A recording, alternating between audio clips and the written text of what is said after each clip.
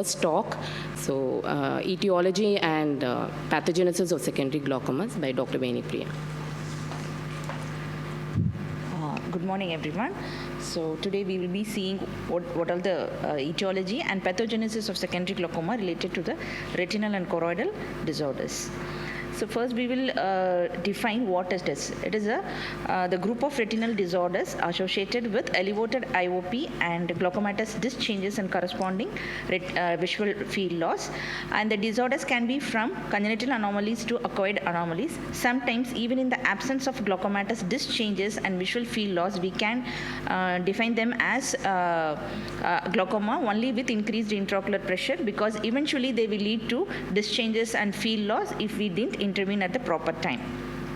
So the characteristics of these glaucomas are there are multiple mechanisms involved in developing the glaucoma. So it is very important to understand the mechanism how the glaucoma is developing, because this will help in planning the treatment strategy. Unless we treat the definite etiology and the mechanism, it is very difficult to control the intraocular pressure, and it is very difficult to diagnose because of the associated retinal and optic nerve head changes, which may complicate the evaluation of optic nerve and visual field changes. And measurement of intraocular pressure in post-vitrectomized eyes or silicone-filled eyes or gas-filled eyes will be unreliable. So we have to rely on multiple instruments, and the glaucoma is very aggressive, often needs surgical intervention, and the visual prognosis is also guarded which is an additional threat to the vision. So the etiology is classified based on congenital disorders and acquired. Congenital disorders, we have nanophthalmus, persistent hyperplastic primary vitreous, ROP, retinitis pigmentosa, and Stickler syndrome. And infection and inflammation related, AIDS and uveitis. Retinal vascular disorders, mainly neovascularization, followed by CRVO, intraocular hemorrhage, ARMD. And systemic diseases, diabetes mellitus and amyloidosis, and most importantly, tumors, either the posterior segment tumors or metastasis from other primary carcinomas, RD-associated Schwartz syndrome, POAG related associated with RD and pigmentary retraction syndrome. Ocular trauma causes glaucoma due to multiple mechanisms, elevated episcleral venous pressure, and treatment-related and intravitreal injections. We will be seeing only the important entities alone, and the mechanism can be an open-angle glaucoma, angle closure glaucoma, or combined mechanism. And sometimes the POAG is also there associated with the primary disease itself. So we have to suspect if the scenario is on bilateral side. So POAG, nanophthalmus, RD and DM have POAG. PACG is suspected when there is a associated with CRVO and RP. So these are the various mechanisms which can lead to secondary open-angle glaucoma. The angle can be blocked by inflammatory cells, inflammatory debris, tumor cells, and in Schwartz syndrome, outer segment of the photoreceptors. Sometimes RBCs after following hyphema, or vitreous hemorrhage, hemolytic ghost cell hemosiderotic, trabeculitis or Schlemm's canalitis, anterior segment anomalies associated with ROP might be covered by fibrin membrane or neovascular membrane, elevated episcleral venous pressure, sometimes due to treatment which is steroid induced. And angle closure, it might be due to pupillary block, ciliary body effusion leading to anterior rotation of ciliary body resulting in angle closure, or mass effect due to tumor or hemorrhage, and neovascular glaucoma. See, this we should know, because for pupillary block, laser PI works, and for ciliary body and effusion, cycloplegic work. So coming to congenital disorder, we all know nanophthalmus, there is a reduced overall dimensions are approximately 2/3 except for the crystalline lens. There is high lens eye volume ratio around 24 in nanophthalmic eyes and only 4% in normal eyes, and it is associated with shallow AC and high hyperopia. So these are the various mechanisms. Because of the crowded AC, there can be pupillary block. Since there is an increase in the size of the lens with the age, around 4th to 6th decade, they can present with secondary angle closure glaucoma, because in the sclera, the collagen fibers are very abnormal, and they're abnormally arranged, resulting in reduced permeability of proteins, and there is impaired drainage through vortex vein, which results in choroidal effusion and anterior rotation of the ciliary body and secondary angle closure glaucoma.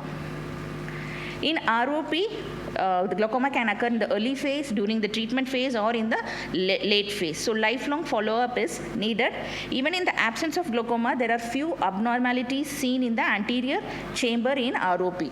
These are the few abnormalities: hypopigmentation of the iris root and translucent Barkhan's type membrane, prominent iris convexity, visible angle or iris vessels, pigment clumps, prominent Schwalbe line, and more than 180-degree angle closure. NVG is most importantly associated with ROP because of the retinal ischemia. Secondary angle closure glaucoma can also occur due to stage 5 ROP with RD, which pushes the lens anteriorly, and ciliary block, and uveitic glaucoma can also occur. And with PHPV, this is seen in normal birth weight. ROP is in low birth weight and it is bilateral, and PHPV is in normal birth weight and it is 90%, it is unilateral. And there are two types, anterior and posterior, and glaucoma is usually associated with the anterior type of PHPV because it is associated with microphthalmus, shallow anterior chamber, and engorged iris vessels, and the lens is abnormal in PHPV associated with persistent fetal vessels. So the mechanism of glaucoma in PHPVs are, it may be due to lens-induced retrolateral membrane or bleeding from fetal vessels. Because of the absence of PZ in the lens in PHPV, the metabolism is compromised, which leads to cataract and intumescence of the lens, which can result in angle closure glaucoma. Sometimes intrareticular hemorrhage occurs from the fetal vessels into the lens. So that will also cause the change in the morphology of the lens, leading to secondary angle closure glaucoma. And the retrolateral membrane contract, which leads to the anterior movement of the lens and iris, resulting in secondary angle closure glaucoma. And bleeding from fetal vessels results in vitreous hemorrhage, which can result in Gosel glaucoma, inflammation, and secondary open angle glaucoma. So these are the pictures showing the cataract with vessels and prominent ciliary process, and during surgery the bleeding in the lens.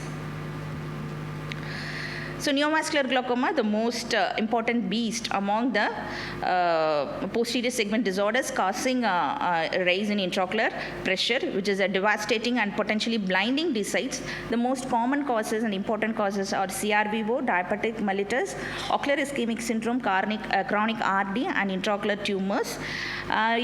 These diseases can cause widespread posterior segment ischemia. Sometimes the localized anterior segment ischemia can also cause neovascularization of the iris, which finally result in neovascular glaucoma. See, these vascular endothelial growth factors will come from the posterior segment to the anterior segment. So in the absence of lens or the vitreous, the more these agents can come into the anterior chamber. So especially after cataract surgery or after PC compromise, after vitrectomy, the NVG occurs. So these are the various stages of NVG. NVI is the first stage, and secondary open angle glaucoma, where the neovascular membrane covers the angle and causing a rise in intraocular pressure. This neovascular membrane contracts and closes the angle, resulting in secondary angle closure glaucoma. So these are the pictures showing NVI, secondary open angle glaucoma due to NVIA and angle closure type in neovascular glaucoma. The central retinal vein occlusion, NVG, is most common, especially 3 to 2. It can be from 3 days to 2 years after the vascular incident, and it occurs after a 10 disc diameter of ischemia. Angle neovascularization can occur without NVI, so it is very important to do gonioscopy in follow-up, and sometimes it is associated with primary angle closure glaucoma, and because of the retinal edema and the increase in the vitreous volume, and that angle can get closed, resulting in secondary angle closure glaucoma. Glaucoma in intraocular hemorrhage, all of these can cause secondary open-angle glaucoma due to the obstruction of the trabecular meshwork by the RBCs or by the lysed cells, or because of the heme damaging the trabecular meshwork. So this is the first picture is showing the RBCs obstructing the trabecular meshwork, hemolytic glaucoma, and the below pictures are showing the Gosel glaucoma, candy stripe sign. And these things are exacerbated in sickle cell hemoglobinopathy. Inflammatory disorders, it can cause glaucoma in any mechanism, open angle or angle closure glaucoma. Open angle due to trabeculitis, or due to the obstruction of the inflammatory cells, or due to the steroid response. Always have in mind, if cells are less, then it might be due to steroid induced.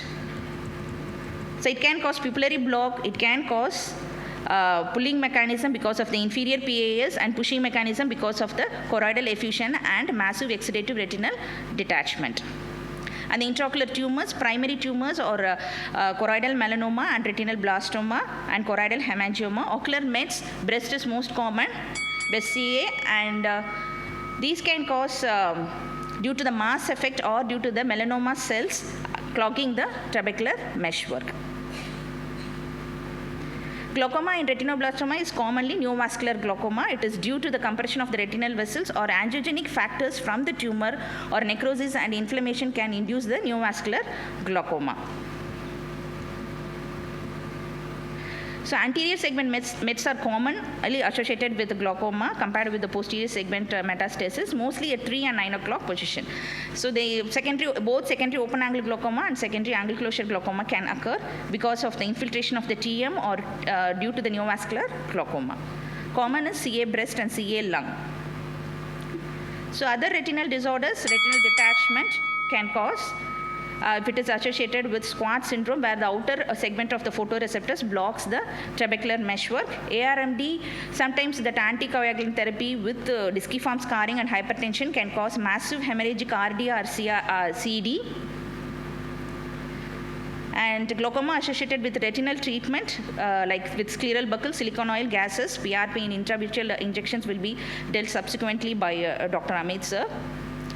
So multiple mechanisms are involved. So disappearing each mechanism is very important in taming this beat to control the intraocular pressure. Thank you. Thank you, Dr. Venipriya.